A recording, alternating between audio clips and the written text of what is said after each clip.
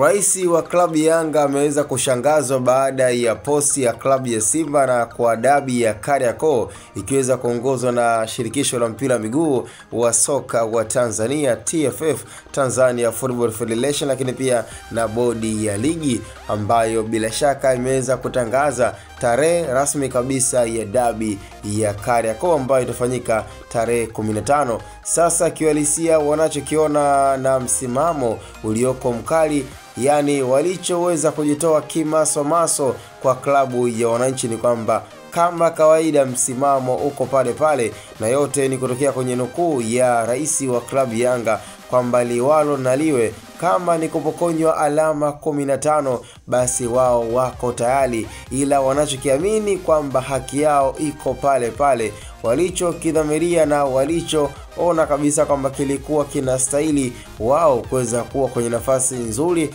na nafasi ya kuweza kupata kiao, basi ilikuwa ni katika raundi hii ambayo wanachoamini kwamba hawajafanya makosa. Kwa hiyo kinachostahili ni kufata ibara na kifungu ambacho kinawapa nguvu zaidi klabu ya Yanga. Ila kuhusiana na dabi, kama ni klabu ya Simba wanafahamu, wanaelewa na tayari wameshaonekana kwamba tayari wanatangaziana kwamba dabi itakuwepo tarehe 15. Sasa shida ni kwamba mpinzani ataleta timu. Mpaka sasa hivi dalili hakuna na hatujasikia kama kumekuwa na ile vibe ya kuweza kuhamasisha mashabiki waweze kujitokeza kwa wingi, kwa sababu tayari kwa kupitia rais wa klabu Yanga ameshathibitisha kwamba ni swala ambalo mpaka muda huu halijafikia mwafaka mzuri. Kwa hiyo liwalo na liwe, kama sheria itawahukumu klabu ya Yanga waweza kupokonywa alama 15 basi wao wako tayari. Na tena unaambiwa kama wakapokonywa alama 15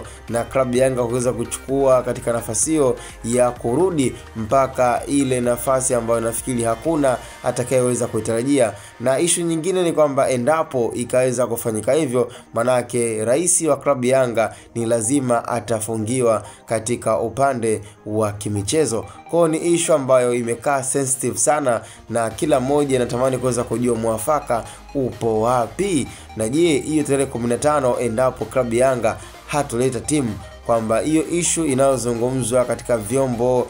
tofauti ambavyo vimekuwa vikijaribu kuweza kumpa rais Wallace Karia wakati mgumu sana, kwa sababu ni issue ambayo mpaka muda huu haina majibu na inazidi kuleta ukakasi mkubwa katika soka letu la Tanzania. Ebu imagine klabu Yanga anapokonywa alama 15, manake hapo ni sawa na hakuna radha ya ligi, na hapo ligi itakuwa inaanza kuharibika na hata renki zetu